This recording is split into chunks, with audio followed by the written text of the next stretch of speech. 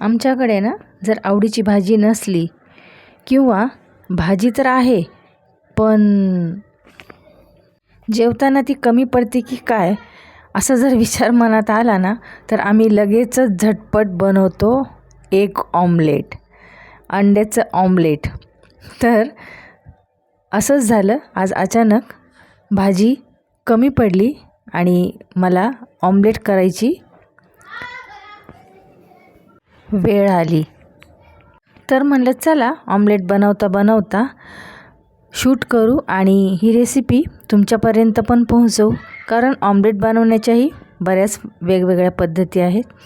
त्यामुळे आपण आज ही ऑमलेटची रेसिपी तुमच्यासमोर घेऊन आलेलो आहोत। 2 अंड्याचं ऑमलेट मी बनवत आहे। त्यासाठी एक कांदा बारीक चिरून घेतलेला आहे, 4-5 हिरव्या मिरच्या चिरलेल्या आहेत आणि तव्यावर तेल घालून कांदा आणि हिरवी मिरची आपण तेलावर तळून घेणार आहोत।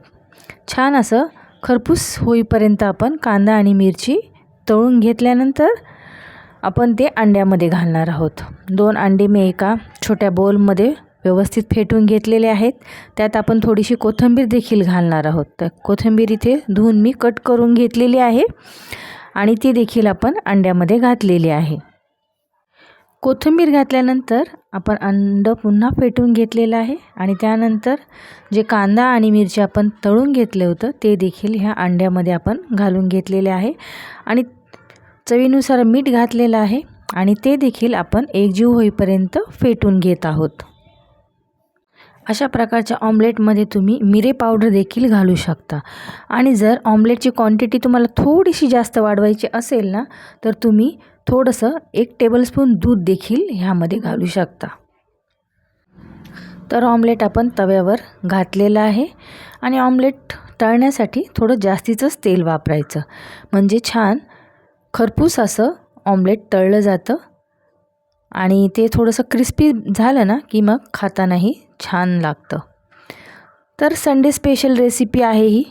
तुम्ही अशा प्रकारे जर ऑमलेट बनवत असाल तुमच्या घरी तर मला नक्की कमेंट करून सांगा आणि वी ऑल फूडीजच्या माझ्या अशाच रेसिपीजसाठी माझं चॅनल सतत पाहत राहा।